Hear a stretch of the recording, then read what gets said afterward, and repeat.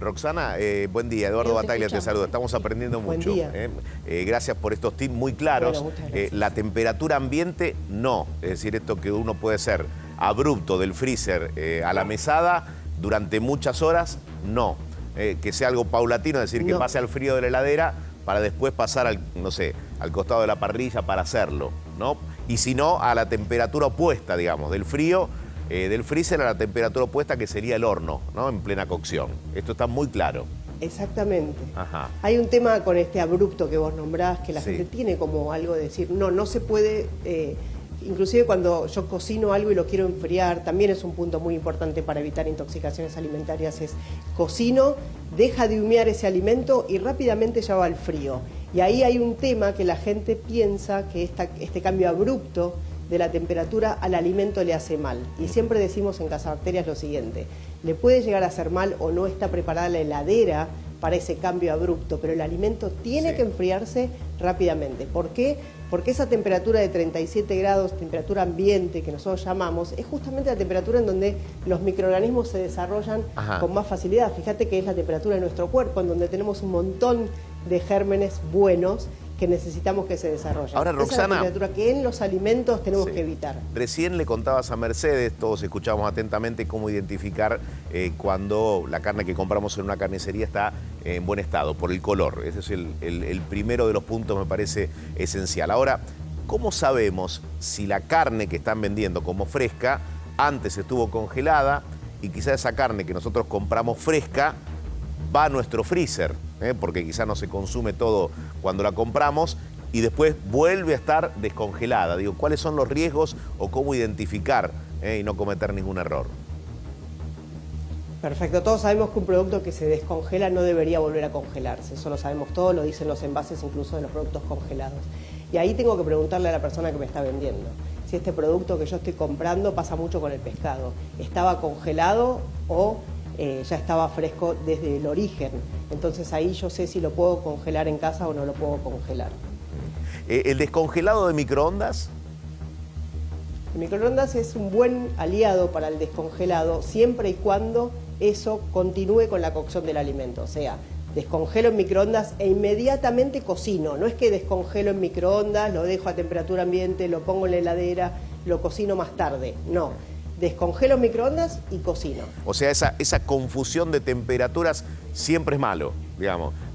Descongelado de microondas, temperatura ambiente, heladera, nuevamente temperatura ambiente, cocción. Todo eso no es bueno para la cadena que necesita cualquier alimento de conservación.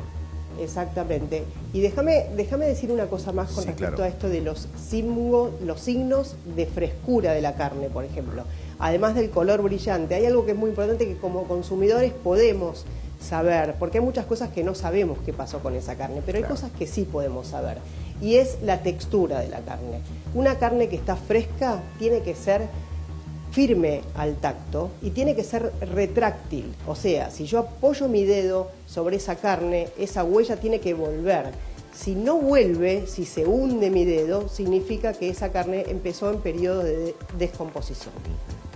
¿Qué sucede cuando una carne tiene el color que vos marcabas recién, que es muy útil para que lo apliquemos a partir de ahora cuando compremos, y pronto, es decir, quizás en 24 horas esa carne, mientras espera ser cocida o que va camino a ser milanesa, cambia su color drásticamente? Es decir, que en menos de un día esa carne se empieza, parece como a poner de modo cocida sin haber pasado por la cocción.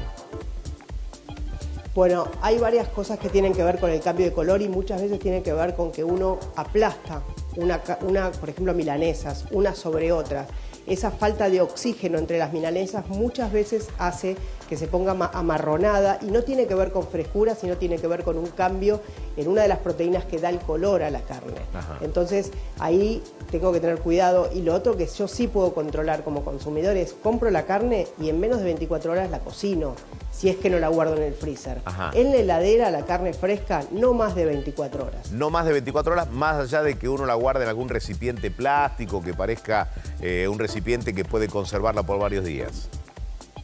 es que siempre hay que guardarlo en un recipiente plástico y tapada, bien protegida, para que no contamine los otros alimentos. No nos olvidemos que la carne cruda puede tener microorganismos, que por eso nosotros después la cocinamos, pero puede contaminar otros alimentos que yo tengo en la heladera, como puede ser una tarta, una sobra, un fiambre, que son alimentos que ya están listos para consumir, que no deberían estar en contacto con carne cruda. ¿Y en qué estante, en qué nivel de la heladera va la carne fresca que uno ha comprado? Muy buena la pregunta. Siempre la carne cruda en los estantes inferiores, justamente para esto que digo, ¿no? Para evitar el posible chorreo de carne o de jugo a otros alimentos. Bien, bien. En cuanto al tratamiento de la carne una vez que uno la va a cocinar, ¿sí? O cuando la está manipulando, ¿qué sucede sobre las tablas donde uno manipula esa carne? Bueno, lo que puede suceder es lo que se conoce como contaminación cruzada.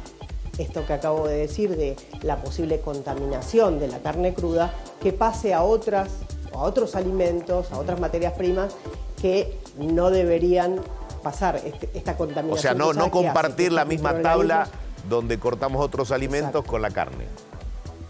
La misma tabla, el mismo cuchillo y las manos limpias. O sea, la misma tabla puede ser, pero la tabla tiene que estar lavada, el cuchillo tiene que estar lavado para después cortar el tomate para la ensalada y las manos tienen que estar limpias.